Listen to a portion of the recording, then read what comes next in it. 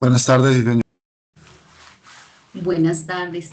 Este espacio está diseñado para aprender sobre el Estado Social de Derecho, concepto de organización. Tenemos lenguaje de inclusión el día de hoy. Nos van a acompañar Cristian Barón y la profe Elizabeth también. Y nuestro especialista, el profe Fabio. Les voy a pedir que nos den 5 minuticos para que se unan otros participantes y le doy la bienvenida a nuestros especialistas. Hola, Magnolia. Muy buenas tardes. Qué bueno verte. Hola, profe, bienvenido, buenas tardes.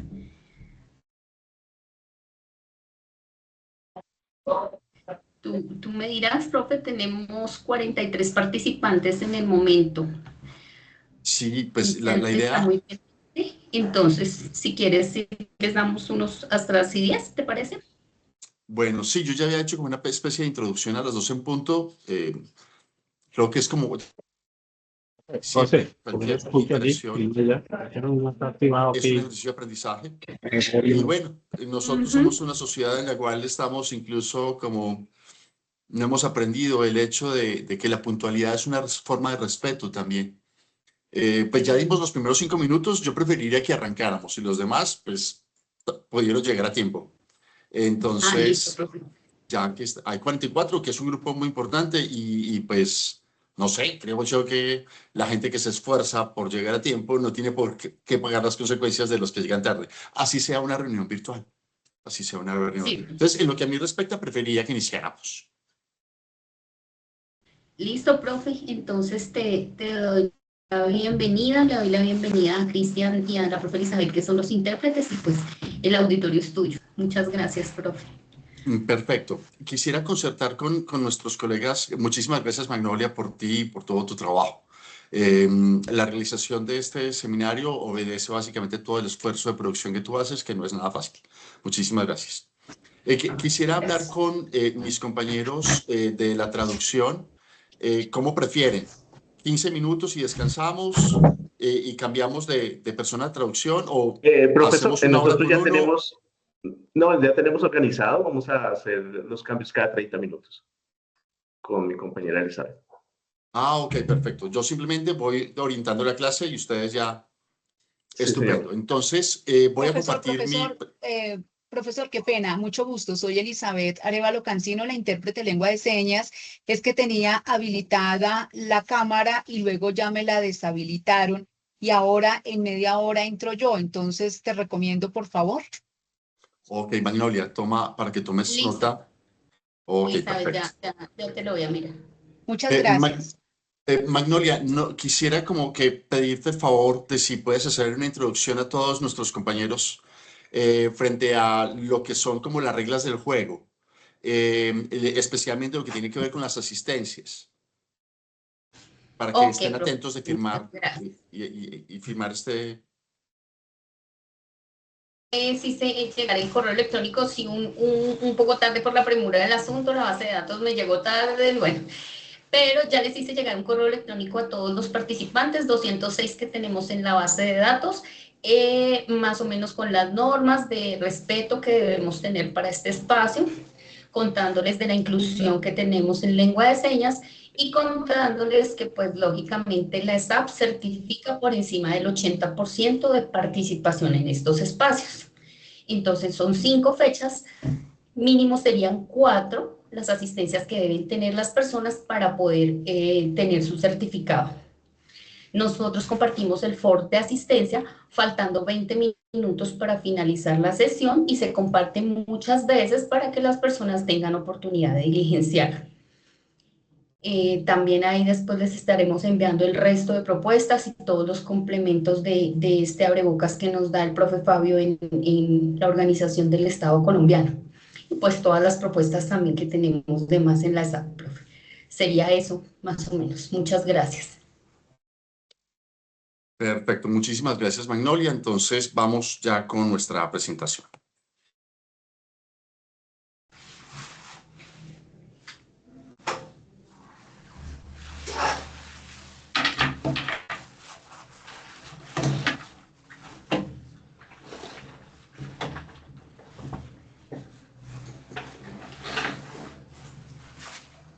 Bien, ¿tienen la presentación en sus pantallas?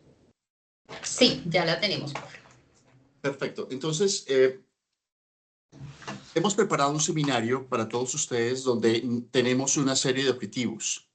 Queremos hablar de qué es el Estado colombiano, de dónde surge esa figura y qué implica el hecho de que nuestro Estado colombiano sea denominado o se haya definido en 1991 como Estado Social de Derecho. Eso no es solamente un nombre, eso es todo un contenido que define el deber ser del Estado, que define la forma y el contenido de nuestras instituciones y que define también nuestro rol como ciudadanos y ciudadanas. Entonces, me he propuesto como objetivo durante las siguientes 4 sesiones, perdón, que podamos fortalecer la comprensión analítica e integral de la estructura institucional del Estado colombiano. A ver, ¿qué es eso? Cada institución pública que hay en Colombia no nace porque sí, tiene toda una finalidad. Y al igual que un motor de un vehículo, cada uno de sus piñones tiene un sentido, tiene una función, tiene una lógica. Cuando hablamos de arquitectura institucional, entonces nos estamos refiriendo a los distintos tipos de instituciones que tenemos en el Estado colombiano, la variedad de las organizaciones públicas que tenemos y definir cada una de ellas, para qué sirve, cuál es la función del IMPEC, pero de la misma forma, cuál es la razón de una superintendencia, para qué sirve un ministerio, por qué tenemos estos ministerios y no otros. Estas preguntas, que aunque pueden parecer sencillas, tienen un trasfondo supremamente poderoso en términos de que en el marco de esas funciones se realizan o no nuestros derechos fundamentales. Entonces, en el ámbito de la comprensión analítica de lo que es el Estado colombiano, me propongo que nosotros, al terminar esta sesión, sepamos diferenciar claramente las distintas ramas del poder público, la ejecutiva, la legislativa y la judicial, y lo que se conoce como órganos autónomos, que les vamos a explicar en detalle en qué consiste. Algunos expertos dicen, por ejemplo, que hoy por hoy ya no hablamos de 3 ramas del poder, sino que hablamos de 4 ramas del poder, porque estos organismos autónomos o organismos independientes hacen parte de la democracia y sirven como instrumento para hacerle control a los otros 3 órganos del poder. Este seminario busca que el participante pueda aplicar este conocimiento para analizar críticamente la gestión pública, el centro dentro del marco del Estado Social de Derecho y el equilibrio de poderes. Este seminario, aquí cometí un error en la digitación, discúlpenme, no estamos hablando de diplomado, sino un seminario. Claro, dentro de este gran objetivo general, busca que cada uno de ustedes pueda entender claramente qué es el concepto de Estado Social de Derecho y cómo se traduce en acciones concretas por parte del Estado. Aquí, entonces, hay una gran cantidad de información. Vamos a hablar de la rama ejecutiva, legislativa y judicial, pero vamos a hablar también de los derechos humanos y el papel que cumple dentro de la institucionalidad. Vamos a hablar de presupuesto público, de cómo se financia el Estado, de dónde surgen los ingresos del Estado, cómo se gastan los ingresos del Estado. Vamos a hablar de las relaciones internacionales y cómo estas relaciones internacionales tienen una profunda la realización de derechos en Colombia. Cómo la Corte Interamericana de Derechos Humanos, de alguna manera, es una corte de la cual sus sentencias tienen plena vigencia y plena autoridad dentro del Estado colombiano, aunque sea una jurisdicción que está fuera del país. Vamos a explicar el concepto de jurisdicción, vamos a explicar el concepto de poder público, vamos a explicar el concepto de participación ciudadana. Así que hemos preparado un seminario que espero que sea muy entretenido, pero aparte de entretenido, que sea muy útil para su ejercicio como ciudadanos y como profesionales. Cada sesión la hemos organizado para que tenga tiene un objetivo específico también y se los voy a entrar a explicar. El objetivo de hoy, por ejemplo, el objetivo específico para la jornada de hoy, se trata de comprender la base constitucional del Estado colombiano. Nosotros hemos escuchado muchas veces que el Estado colombiano es la norma de normas, pero ¿eso qué es lo que quiere decir? ¿Eso para qué sirve? Nosotros también podemos tener una crítica muy grande en términos de que somos un Estado con muchas normas muy bellas, muy amplias, pero que su efectividad a veces está en entredicho. Y quiero que hablemos un poco de eso. Queremos explicarles para que ustedes entiendan por qué todas las decisiones de todos los funcionarios públicos tienen que estar en el marco de la Constitución política.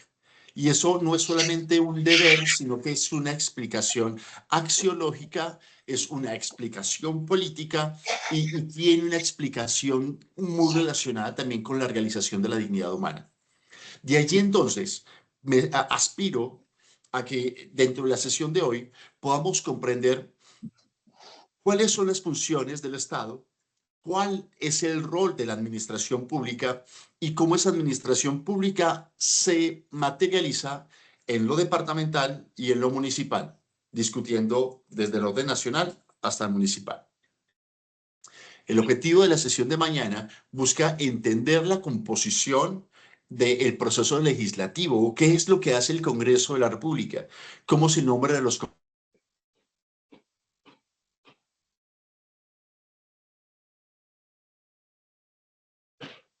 Profe, Dejé de se te escuchar, está yendo el profesor. audio. Profe, está sin audio.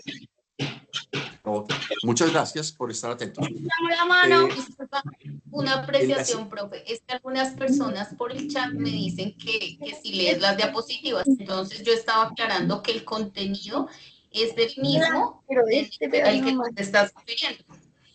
Para las personas que cuando mencionaste las diapositivas preguntaron que sugirieron que debías leerlas porque hay personas con discapacidad visual. Entonces estoy aclarándoles eso, que tú estás prácticamente leyendo todo el contenido, todo lo que estás haciendo, la apreciación es basada también en la diapositiva.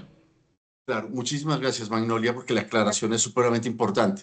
Yo lo que estoy haciendo, y en este seminario que hemos preparado, entonces voy leyendo la diapositiva a mayor nivel de detalle, para que no sea simplemente leerles, sino que también sea explicarles el contenido de lo que hay detrás de esas palabras.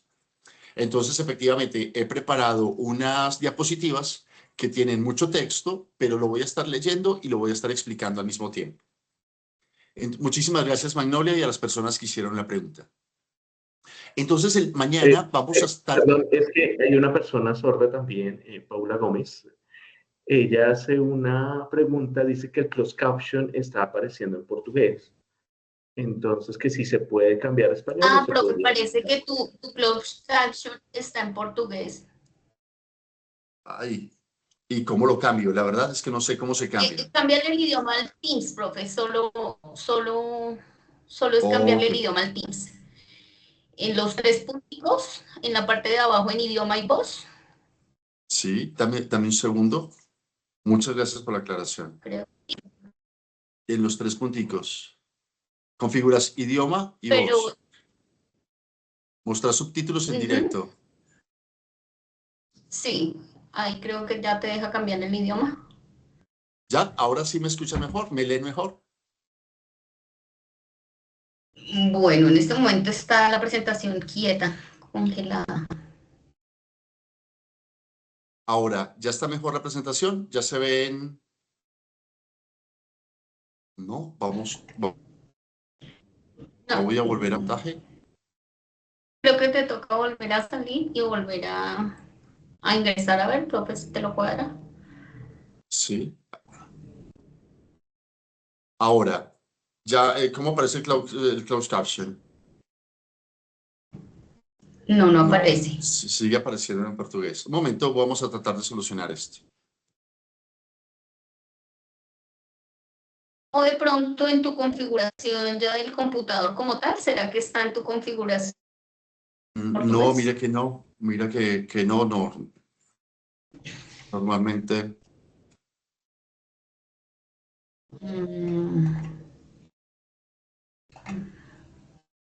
Dame un segundo. ¿Y tu Teams, profe, será directamente? Estoy en esas. Estoy en el Teams. Estoy en el Teams tratando de configurarlo.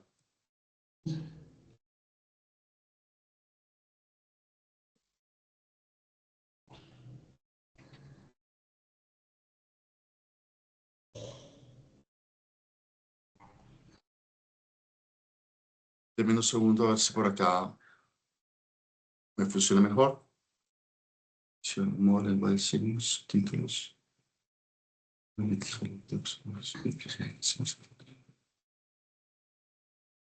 Pero no me aparece la opción de idioma, Magnolia. Ya estoy revisando por otro lado, profe, a ver, porque sí lo he visto. Pues a mí me aparece directamente ahí en la configuración en idioma y voz, en los tres punticos que te decía, pero Espérate, vuelvo y lo busco acá. Idioma y voz. Espérate a ver qué me sale acá. Ahora aparece algo mejor. no te estábamos viendo, profe. Ok, un momento.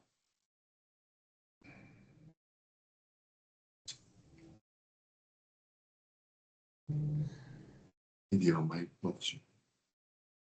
Idioma y pulso. Hola. Pues la transcripción se ha iniciado, los subtítulos seguirán mostrándose ahora en todas las versiones próximas. No sé, aquí me está apareciendo en español.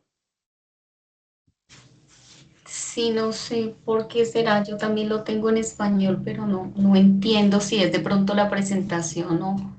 Es que cada persona debe en su Teams configurar el idioma.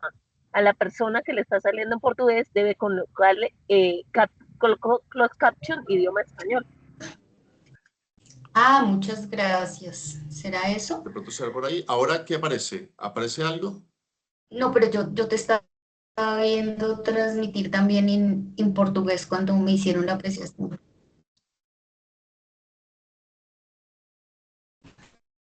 Buenas tardes. Yo creo que el profe de pronto, si se sale y vuelve a ingresar, probablemente aparezcan los subtítulos. Pues puede ser una opción, a mí me ha pasado. Ok, lo voy a hacer entonces en este momento. Voy a dejar de compartir, voy a salir y voy a volver a ingresar. ¿Listo? Ok, profe, vale, sí, señor. De pronto tienes conocimiento de esto, Cristian, no es, yo lo tengo configurado en español.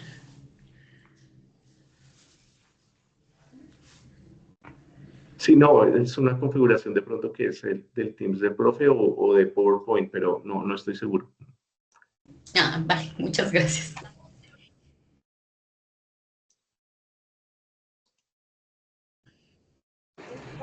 Buenas tardes ahí para todos. De repente, quien tiene, el que creó el link es el que tiene la administración los permisos para poder configurarlo.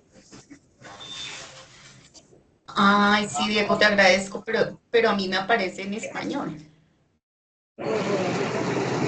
Ah, no, entonces digo, porque en teoría cuando nosotros creamos los links, en teoría uno es el administrador y uno los puede modificar, pero si no es allá, es ya del sistema propio, pero no, eso no tiene problema y de todas formas se sigue viendo bien.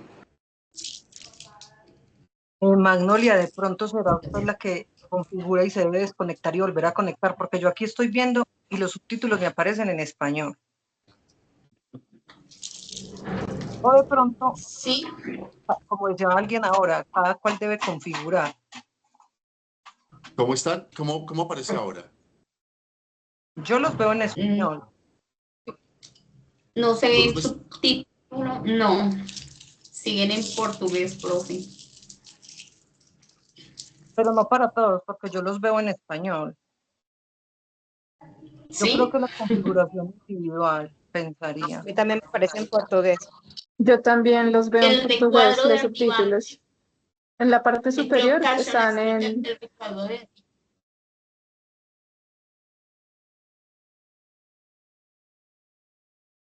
Ahí en ese recuadro estoy. ¿En eslovaco? ¿A alguien le interesa el subtítulo en eslovaco? No. Sí queremos aprender, pero tocaría más intenso otro día, profe. ¿Ahora cómo van? Yo creo que tal vez ahora sí. ¿Cómo lo ven? Ahora sí están en español, profe. Perfecto. Listo, perfecto. Muchísimas gracias a todos y a todas. Vamos Entonces, aprendiendo todo. Muchas para la gracias. sesión de hoy vamos a tratar de entender la composición. Para la sesión del día de mañana me propongo que composición del proceso legislativo. ¿Qué es una ley? ¿Por qué hablamos de leyes ordinarias? ¿Por qué hablamos de leyes estatutarias? ¿Qué es un decreto? ¿Cuál es la diferencia entre un decreto y una ley? ¿Cuál es la diferencia entre una ordenanza departamental o un acuerdo municipal? ¿Es lo mismo modificar la Constitución que modificar el Código Penal? Y en general vamos a abordar entonces estos temas en la sesión del día de mañana. Para la sesión del día miércoles nos proponemos analizar la función de la Administración de Justicia. Es muy distinto lo que hace el Congreso a lo que hace la rama judicial como tal. Hay que diferenciar claramente los roles de cada una de esas entidades.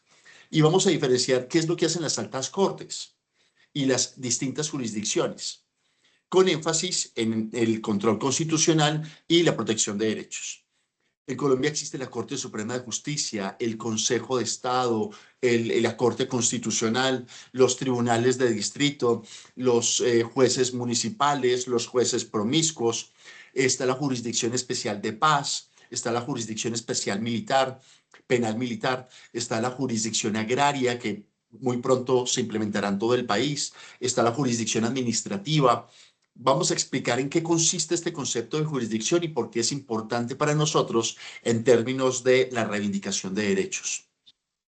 Y ya para la sesión del jueves, que es nuestra última sesión, vamos a estar abordando básicamente lo que tiene que ver con la identificación de las competencias de los órganos de control y los órganos electorales. Y vamos a analizar cómo la autonomía de estas entidades asegura la democracia y asegura lo que se conoce como el equilibrio entre las ramas del poder público.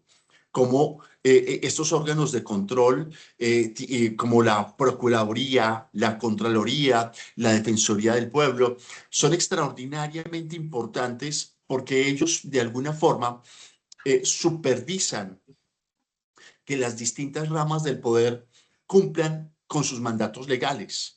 Ellos de alguna forma también definen, controlan a los funcionarios públicos. La Defensoría del Pueblo tiene un mandato que es muy importante en términos de la promoción y la protección de los derechos fundamentales de todos y de todas. La Contraloría, por su parte, se encarga de hacer todos los análisis relacionados con el presupuesto público. Cómo se invierten los recursos, por qué hay corrupción, cuáles son las formas de corrupción. Y en sí termina siendo una entidad absolutamente importante porque es la que tiene la competencia de alguna forma de hacer el control fiscal y administrativo de las demás entidades públicas. Para poder explicar todo esto, yo necesito contarles a ustedes algunas historias. La primera historia tiene que ver con esta palabra. Yo estoy seguro que muchos de ustedes la han leído y todos los días la vemos. La vemos en las noticias, la escuchamos en la radio, escuchamos en las protestas a las personas pedir dignidad. Hay películas que hablan todo el tiempo sobre la dignidad. Pero vamos a explicar un poquito ese concepto. ¿Qué significa la palabra dignidad? Voy a tener que irme un poco atrás en la historia. Vamos a irnos a la época de las monarquías duras, de las monarquías poderosas, de las monarquías aquellas en las cuales el rey o la reina eran los dueños de todo. Y cuando digo que eran los dueños de todo, me refiero al hecho de que eran los dueños de la propiedad, eran los dueños de la vida de todas las personas, eran los dueños de la libertad de las personas. Podían decidir si alguien iba a la cárcel o si quedaba en libertad. Podían decidir si alguien vivía o si alguien moría. Podían decidir si alguien tenía tierra o no tenía tierra. Era la época del absolutismo, la época donde el rey se pensaba que era un enviado de Dios en la tierra. Un papa, que se llamaba Gelasio II, desarrolló la teoría de las dos espadas. ¿Qué significaba la teoría de las dos espadas? Era la forma para poder explicar por qué los reyes tenían poder absoluto. Los reyes y las reinas tenían poder absoluto. ¿Por qué? Ellos lo que decían era que tenían dos espadas, una espada que lo unía con Dios y otra espada que lo unía con el pueblo. Por eso tenían el poder bendito, el poder sagrado de gobernar. Pero eso puede ser muy peligroso. Y muchas personas empezaron a dudar de esa metáfora de las dos espadas. Empezaron a considerar que si Dios había elegido a alguien para gobernarlos, ¿por qué lo había elegido a él y no a... ¿Por qué si Dios los había elegido a unos reyes para gobernarlos, por qué ese rey era cruel o podía ser cruel, podía ser malvado? Cuando está completamente, cuando esas prácticas no son las prácticas que esperaban de Dios. Entonces, toda la gente, mucha gente empieza a pensar y empieza a cuestionar el poder del rey y dice, no, el poder del rey no es absoluto. Immanuel Kant, un filósofo muy importante para la historia de la filosofía y de la ciencia política, va a decir que el poder del rey está limitado, se limita a la dignidad de las personas. Él va a ser el primero que va a utilizar ese concepto de dignidad.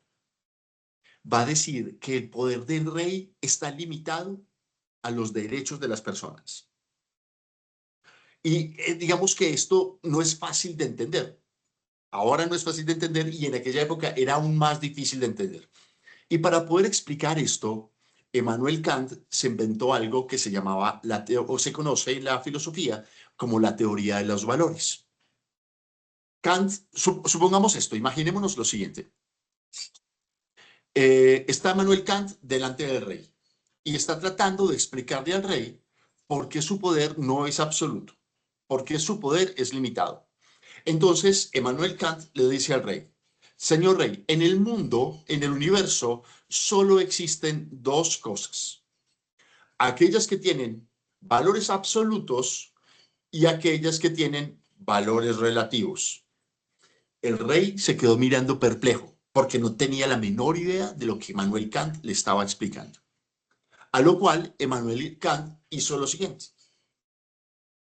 Le mostró una silla y le dijo al rey, señor rey, dígame, ¿para qué sirve esta silla?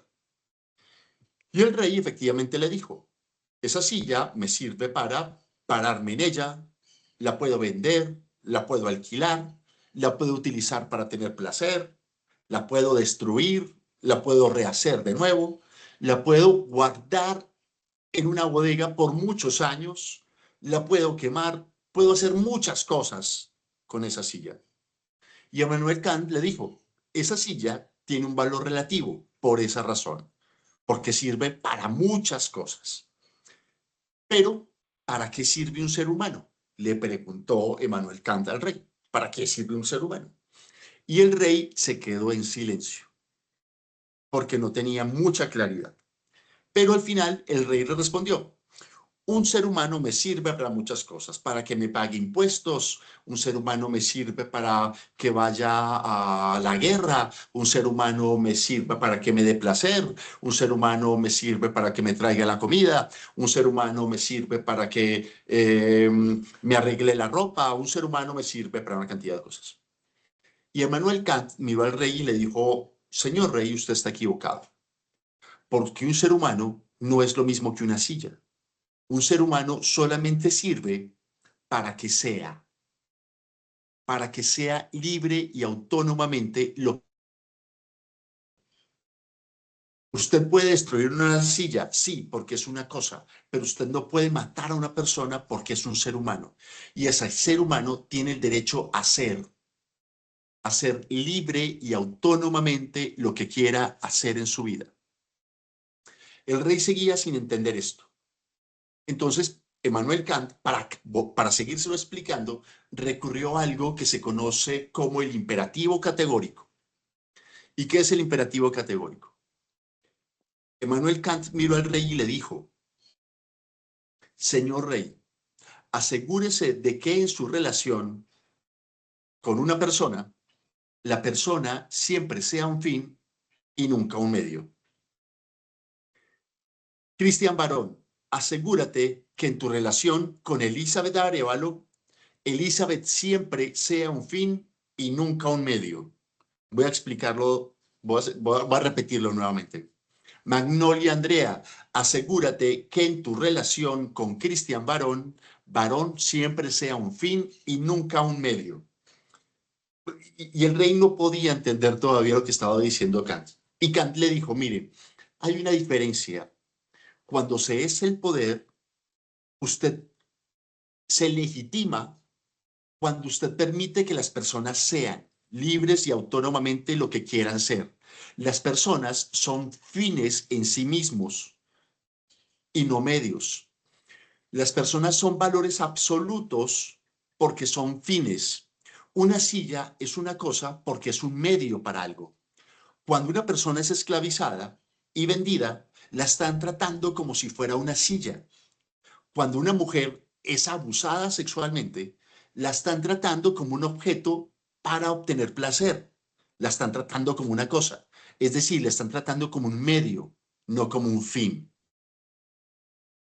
Las relaciones, y esto es muy importante, por favor presten atención, las relaciones entre el Estado y el sujeto, las relaciones entre el Estado y la persona, tienen que estar mediadas por la idea de que las personas somos fines, no medios. Y ese es el principio de dignidad. La dignidad, entonces, ¿en qué consiste? Que todas las personas que están en este seminario y todas las personas que han permitido que se realice este seminario, que todos los seres humanos somos fines para el Estado, no medios. Somos fines. El Estado se hace grande, el Estado se legitima siempre que una persona es capaz de materializar, que una persona es capaz de ser libre y autónomamente lo que quiere hacer en su vida. Esto va a ser supremamente importante porque a partir de esta idea de dignidad es que se va a construir lo que se conoce como Estado de Derecho. Entonces, ¿qué hizo el rey? El rey colapsó, porque Emmanuel Kant lo convenció de alguna forma, y a partir de ahí, el rey va a entender de que todas sus actuaciones no puede ser porque a él le dio la gana, discúlpeme la expresión, sino que sus actuaciones deben desarrollarse porque hay una ley que ha escrito que las personas son medios, que las personas son fines y que el gobernante tiene que ser responsable con esa ley. Al final lo que va a hacer la ley, el derecho, es ponerle límites al poder del monarca, es ponerle límites al poder de la reina, es ponerle límites al poder del rey. Y esos límites están en el marco de que las personas son fines. Y en ese sentido empieza a desarrollarse el concepto de dignidad. Entonces, después de la Revolución Francesa, es donde se va a consolidar la idea de dignidad. Y en ese sentido empieza a consolidarse la idea del Estado de Derecho. Ojo ahí, Estado de Derecho. Todavía no hemos hablado del Estado Social de Derecho. Entonces, ¿qué es el Estado de Derecho? Es la organización política en la cual todas las actuaciones administrativas y todas las actuaciones ciudadanas están determinadas por lo que dice la ley. Lo voy a repetir. Un Estado de Derecho es la organización política donde todas las actuaciones de los ciudadanos y de la administración pública están determinadas por lo que dice la ley. Si la ley lo prohíbe, está prohibido para todos. Si la ley lo permite, está permitido para todos. Pero resulta que acá, en principio, esto funcionó. Pero a lo largo de la historia se comprobó de que el Estado de Derecho no era suficiente. Y aquí voy a adelantarme a unas décadas en la historia, unos siglos en la historia. Tampoco muchos. Vamos a hablar de 1917. En 1917 termina la Primera Guerra Mundial. La Primera Guerra Mundial fue el infierno sobre el planeta Tierra. Cientos de personas murieron y murieron de las maneras más crueles. Alemania, Primera Guerra Mundial, pero sí fue la que perdió la Primera Guerra Mundial. Y en el Tratado de Versalles se condena al Estado alemán a varias cosas. Lo primero fue a pagar la indemnización por haber perdido la guerra. Es decir, debía pagarle a los demás países que se vieron afectados durante la Primera Guerra. Segundo, Alemania fue condenada a no tener ejército. Fue condenado a no tener ejército. Solamente podía tener policía, pero no podía tener ejército militar. Y tercero, Alemania fue condenado a tener una democracia. Antes de la Primera Guerra Mundial, Alemania era un tipo de monarquía.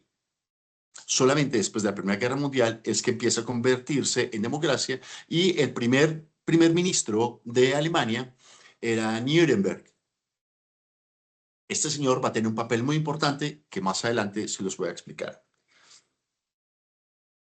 Esa Primera Guerra Mundial se desarrolló en el marco de proteger los marcos normativos de los distintos países, de proteger el Estado de Derecho.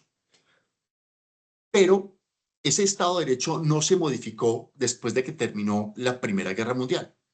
Después de la Primera Guerra Mundial, y con todo lo que había sucedido en Alemania, culpables de una guerra que ellos no iniciaron, una democracia que ellos no estaban acostumbrados a tener,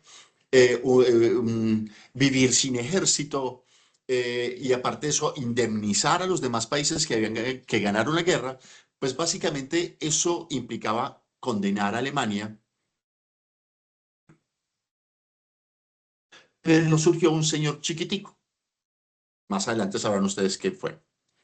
Este señor quería estudiar arte y se presenta a la facultad de arte, le hacen un examen y como los cupos eran pocos, porque el Estado era muy pobre, solamente algunos podían ingresar a la universidad. Le dijeron, mire señor, usted no tiene el talento suficiente para ser artista, dedíquese a otra cosa. Y el señor, muy triste, aburrido, se va para otra universidad y quiere ser ingeniero y se presenta a la Facultad de Ingeniería. Y en esa Facultad de Ingeniería le va a pasar lo mismo. Como hay tan pocos cupos, le dicen que tiene que presentar un examen y como no gana el examen, pues le dicen, mire, usted tiene que dedicarse a otra cosa porque usted tampoco sirve para la ingeniería. El hombre se va bastante triste y al final pues se presenta al único trabajo que le resultó y era ser miembro de la fuerza pública. Él se va bastante insatisfecho. Es un hombre joven, pero que de alguna forma está pagando las consecuencias de una guerra que él no hizo. Y empieza a construir el discurso y se lo va compartiendo a sus otros compañeros.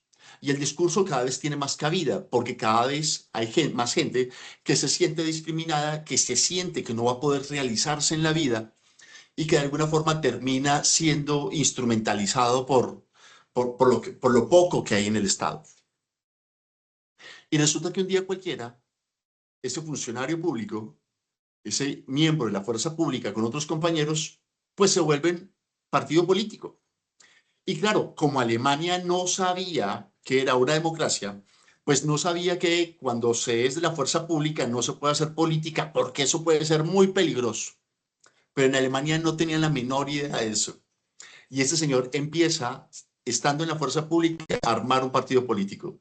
Y aspiran a las elecciones con candidatos propios.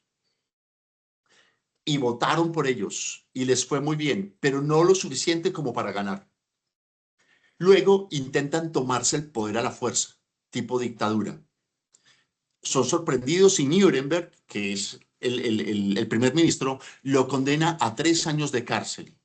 Y esa cárcel era una casa de campo, donde él se seguía viendo con todos sus compañeros de la fuerza pública y empezó a escribir allí un libro que años más adelante sería el libro que le regalarían a todas las familias en Alemania el día de bodas.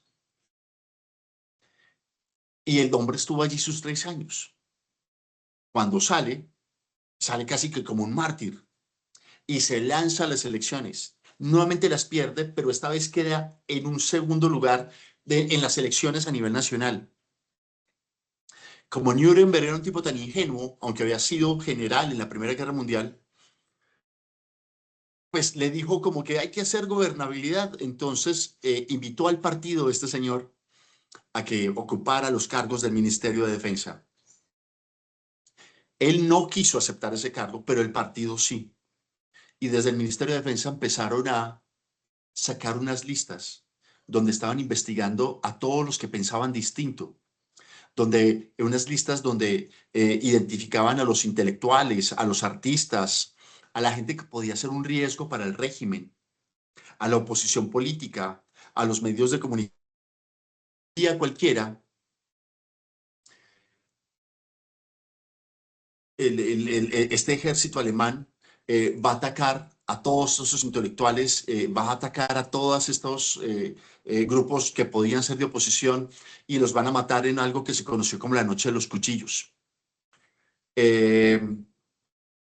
Luego Nuremberg se ve desbordado, subsumido por las realidades y entrega el poder. Hay unas elecciones anticipadas y este señor chiquitico va a llegar al poder por elección popular. Ese señor chiquitico es el que se conoce como Adolfo Hitler y va a ser, digamos, el ideólogo, el dueño y señor del partido nazi. Y no solamente del partido político, sino que tenía toda la estructura militar y toda la estructura de la inteligencia en sus manos. Alemania a partir de ese momento empezaría a vivir una de las épocas más difíciles. La primera decisión es no cumplir el Tratado de Versalles. La segunda decisión es tener un ejército militar y empieza a desarrollarse la economía de guerra. Para 1938 va a iniciar la Segunda Guerra Mundial con la invasión de Alemania a Polonia. El mundo va a arder, va a iniciar la Segunda Guerra Mundial y el mundo va a conocer lo que son las tragedias de los campos de concentración. 6 millones de judíos fueron asesinados en campos de concentración. Un campo de concentración era básicamente una industria para matar personas. 6,5 millones de personas requieren mucha logística para su asesinato, sino también para su disposición final como cadáver. Eichmann, digamos un personaje importante para el ejército nazi, se va a inventar algo que se conoce en la historia como la solución final. Y esa solución final era una, digamos, como una línea de producción como la que existiría en cualquier fábrica, donde unos se encargaban de capturar a los judíos, de quitarles la ropa, de pasarlos a una ducha, bañarlos con veneno y hasta matarlos, luego transportarlos como si fueran basura a unos hornos donde masivamente eran quemados y luego estas cenizas y estos restos eran enterrados. Eso era mucho más fácil, mucho más económico que fusilarlos. Así murieron 6 millones de judíos, personas gays, personas afrodescendientes, negras, raizales, digamos, han tenido distintas denominaciones. Población gitana también. Termina la Guerra Mundial, la Segunda Guerra Mundial. Bueno, todo esto, lo de los campos de concentración, la invasión a Polonia, todo se hizo en el marco del Estado de Derecho. Si ustedes hacen un análisis por la historia y los documentos de la historia de la Segunda Guerra Mundial, podrán verificar que todo lo que se hizo alrededor del genocidio contra los nazis se hizo de manera autorizada por leyes, decretos firmados por el presidente, ¿sí? Decretos aprobados por el Congreso. Nunca fue un dictador, sí, Hitler nunca fue un dictador, siempre estuvo elegido y reelegido por la ciudadanía. ¿Qué significa eso? Que el Estado de Derecho que se había pensado y que se había creado antes para ponerle límites al poder del Estado, ahora ese Estado de Derecho se ha convertido en una arma contra la misma ciudadanía. El Estado de Derecho, que en algún momento se pensó como la solución ideal para el Estado, ahora resulta que las normas se fueron en contra de la ciudadanía. Termina la Segunda Guerra Mundial. Y el libro que le entregaron a las personas era el que se conoce como Mi Lucha. Un libro bastante pobre y bastante malo por demás, pero pues de alguna forma era como la plataforma ideológica de esta gente. Termina la Primera Guerra Mundial. El mundo queda destruido. Termina la Segunda Guerra Mundial. El mundo queda destruido. El norte de África, el sudeste asiático, Europa, Rusia, el norte, el norte del Oriente, es decir, China, Japón, también sufrieron las consecuencias de... Faltó muy poco para que esa Segunda Guerra Mundial llegara a América Latina. Faltó realmente muy poco. Con casi 50 millones de personas muertas, 50 millones de personas muertas en la Segunda Guerra Mundial, de las cuales 50 millones, 6,5 eran población judía, y de esos 50 millones de personas, perfectamente 35 millones fueron civiles. El mundo, especialmente Europa, se mira hacia adentro y dice qué fue lo que hicimos, pero especialmente qué es lo que tenemos que hacer para que no vuelva a darse nada tan brutal. Y en Alemania sobreviven algunos filósofos, algunas filósofas, algunos políticos, y empiezan a hacerse esa pregunta: ¿qué hacemos para construir una nueva forma de Estado y ese Estado no se vaya contra la ciudadanía? Porque todo lo que se hizo en Alemania era para defender las instituciones, para defender el sistema democrático que ellos tenían. Al final ellos llegaron a una conclusión: el Estado de Derecho es importante, pero el Estado de Derecho tiene que tener un fin fundamental, y ese fin es la persona. Y estos alemanes, después de la Segunda Guerra Mundial, se van a inventar lo que hoy por hoy conocemos como el Estado Social de Derecho, que está en el artículo 1 de nuestra Constitución Política, el Estado Social de Derecho.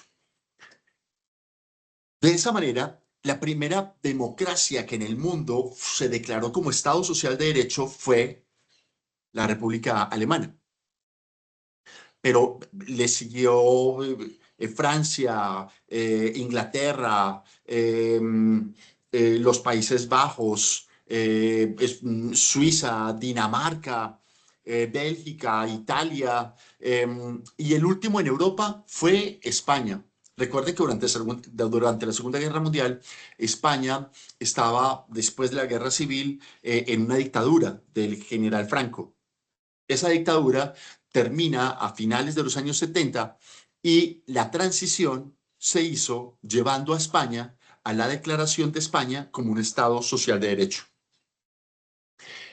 En América Latina el fuego también ardía. Colombia. Vamos a saltar un poco de Europa y vamos a pasar. Estamos en la Constitución Política de Colombia de 1886. ¿Qué pasó en Colombia? En 1886 se declaró una constitución. No, pero tengo que retrasarme un poquito más. Vamos a Colombia en 1810, la Declaración de Independencia.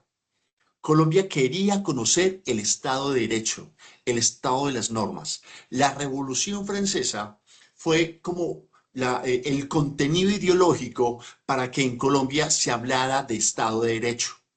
Y el sueño de Bolívar era ese, de tener un Estado que se rigiera por las normas. Sin embargo, entre 1810, que fue la declaratoria, el grito de independencia, hasta 1886, Colombia tuvo cerca de 20 constituciones.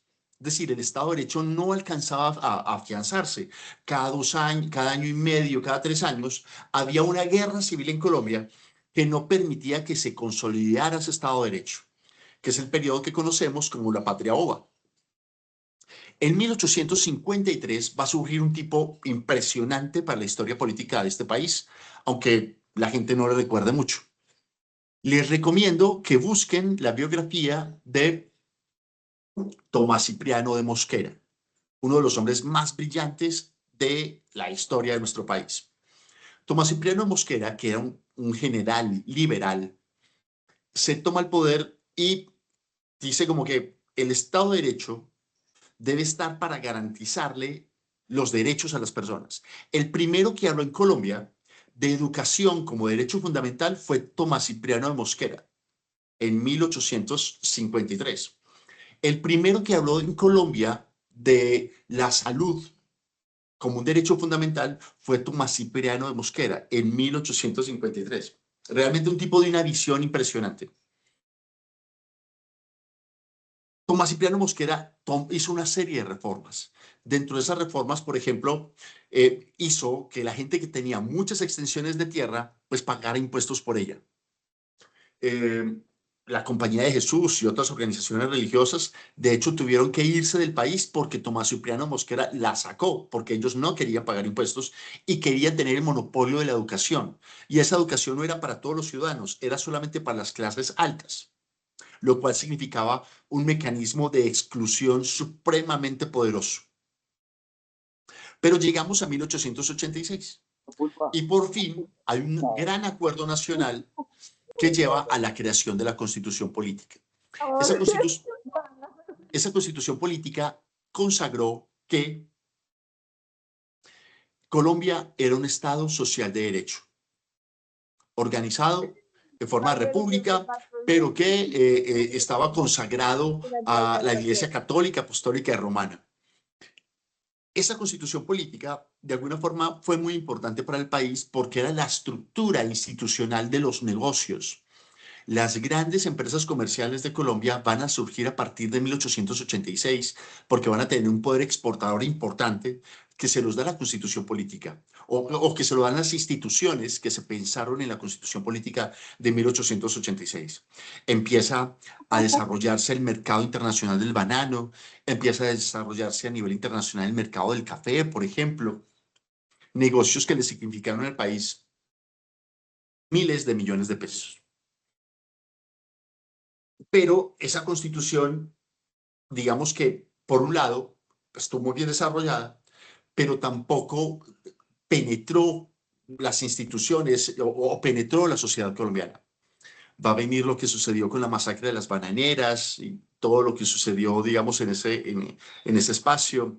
Luego va a venir la época de la violencia, que se conoce así históricamente, las guerras entre liberales y conservadores. La dictadura de Rojas Pinilla en el 57,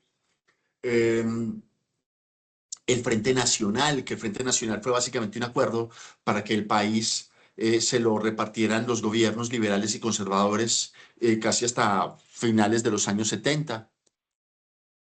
En los años 70 va a empezar la crisis, la bonanza marimbera, que va a llenar a través de la exportación de cannabis, digamos, espacios de poder muy importantes, va a coaptar prácticas, va a cooptar instituciones, va a cooptar personas. Hoy por hoy hay muchas fortunas en el país que se explican como consecuencia de esa bonanza marimbera, pero ya para los años 80, bueno, en esos años 70 van a surgir, digamos, los movimientos guerrilleros, van a tomar las armas para reivindicar participación política.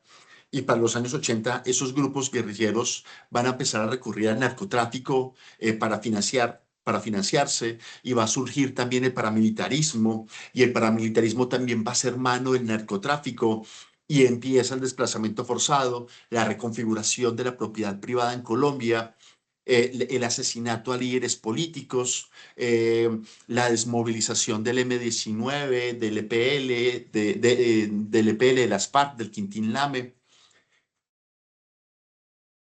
Llegamos a 1991 y para 1991 ya habían quemado el Palacio de Justicia, habían matado a varios candidatos presidenciales, a varios congresistas, a varios ministros, a varios directores de periódicos, estaban poniendo bombas en los distintos, a nivel urbano.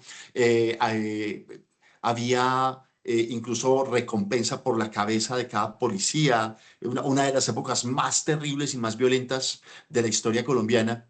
La vivimos cuando llegamos a finales de los años 90.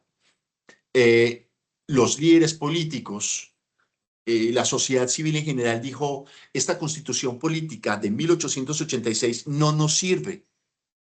La violencia está desbordada. La participación política está en contra de la comunidad. Los grupos armados abundan a nivel rural y también a nivel urbano. Necesitamos otra Constitución. Y se desarrolla el proceso de la séptima papeleta. Y en esa séptima papeleta se va a renegociar y a reescribir la Constitución Política. Ya la Constitución Política de 1886 ya no iba a tener vigencia. La Constitución que iba a tener vigencia era la Constitución de 1991. Esa Constitución de 1886 iba a definir los derechos humanos, pero también iba a definir algo que iba a ser supremamente peligroso para todos los colombianos y colombianas, que era el estado de excepción. ¿Qué significaba el estado de excepción? Que los derechos humanos se podían congelar para efectos de garantizar el Estado de Derecho. Entonces, la participación política, la libertad de expresión, la libertad de movilización, la libertad de hacer sindicatos, la libertad de prensa, la libertad de locomoción, se podía suspender para proteger el Estado de Derecho. Es decir, lo mismo que se hizo durante la Segunda Guerra Mundial. Y de 1886 a 1991 vivimos más de 70 años en estado de excepción. ¿Qué significa eso? Que la regla general era el estado de excepción, cuando tenía que ser, la regla general tenía que ser la vivencia plena de la Constitución. La regla general fue el estado de excepción. Recuerden que para finales de los años 70, en el gobierno de Turbay, el Estado colombiano va a firmar un decreto que se llamó el Estatuto de Seguridad. En ese Estatuto de Seguridad se le daba competencia a órganos de seguridad del Estado para desaparecer personas, para torturar personas, para eliminar reuniones. Es decir, es un marco normativo muy parecido al que ya se habían inventado en la Segunda Guerra Mundial. Otra vez, el derecho en contra de los ciudadanos. Y por eso llegamos casi que a ese estado de guerra no declarado, que fue en 1991, y que llevó a la sociedad colombiana a hacer una nueva constitución. Y esa nueva constitución, adivinen qué dijo. Que como el Estado de Derecho se ha puesto en contra de la gente, había que hacer un nuevo pacto entre el Estado y la ciudadanía. Y ese pacto se llama Estado Social de Derecho. La decisión que tomaron nuestros constituyentes fue retomar el concepto de Estado que se había retomado en España, que se había retomado en Italia, que se había retomado en Bélgica, que se había retomado en el Reino Unido, que se había retomado en Francia, que se había retomado en Italia, el Estado Social de Derecho. No es solamente la norma para defender la norma, no es solamente los militares para defender la norma, es la norma, el sentido de la norma es la persona y su dignidad. El sentido de la norma nunca tiene que estar por encima de las personas. Las normas, cualquiera que sea, siempre tiene que estar en función de garantizar que las personas puedan ser libre y autónomamente. Lo que conocemos como inconstitucionalidad es cuando una norma está en contra de la ciudadanía, está en contra de los derechos fundamentales, está en contra de los derechos humanos. Cualquier acción de la política pública, cualquier acción normativa, tiene que estar en función de lo que dice ese Estado Social de Derecho. ¿Hay alguna pregunta, algún comentario? Hola, profe, ¿cómo estás? Mira, sí. Comentan, bueno, dice asesor tax, dice todo es evolución, pero debe llevar de la mano al ciudadano la dignidad, la educación, la política, la democracia y todo sin excepción. El estado de guerra no declarado nos llevó a la constituyente, nació el Estado Social de Derecho. Preguntan si PTT es la misma dignidad. No. Paula Gómez. ¿Qué es el PTP? PTP. No sé a qué se refiere Paula, si nos aclaras para responderte. Y dicen que los abusos llevan a un estado a su destrucción, a su involución y a su extinción. Total. Es como lo último, el resto pues son sobre lo que comentabas de la evolución de la historia colombiana. No yo sí quisiera agregar que si bien hubo una constitución de 1953 y se habló de Tomás Cipriano de Mosquera, a su vez, por vez primera en 1963 tenemos una constitución federalista que duró 23 años.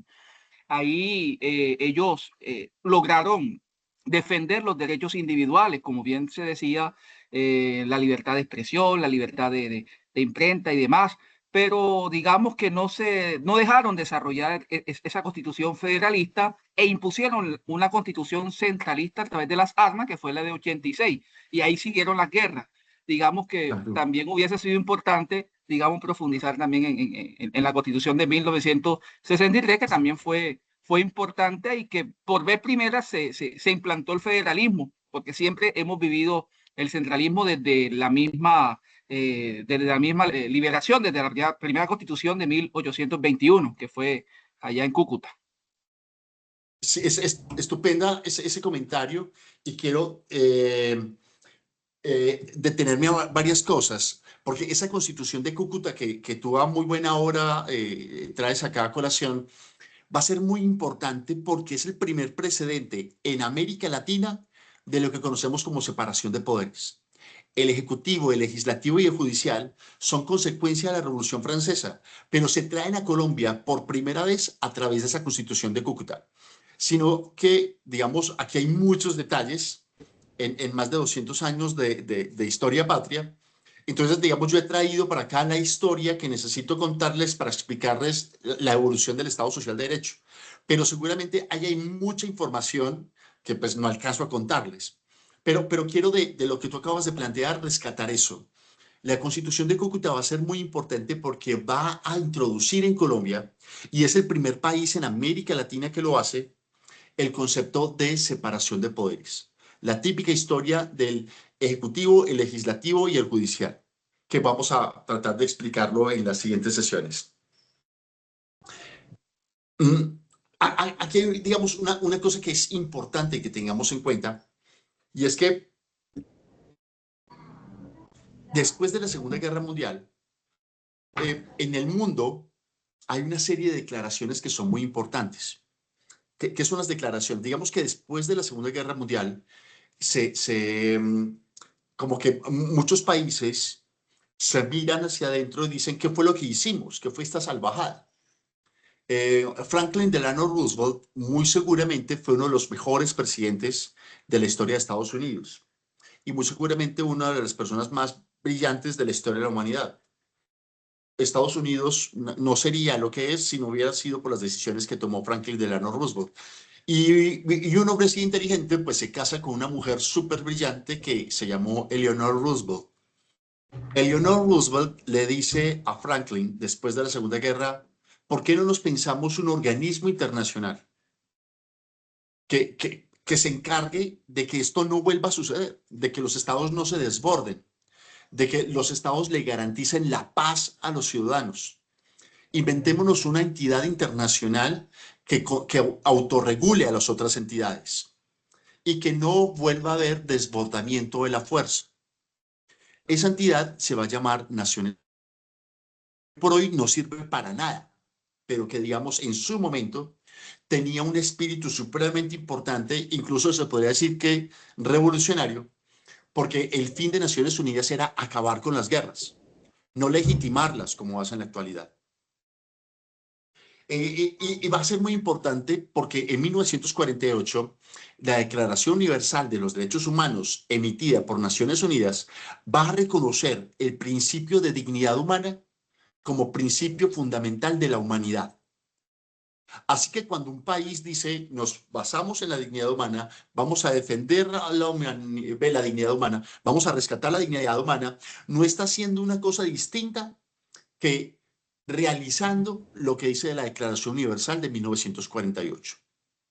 Esa resolución dice, en la parte introductoria,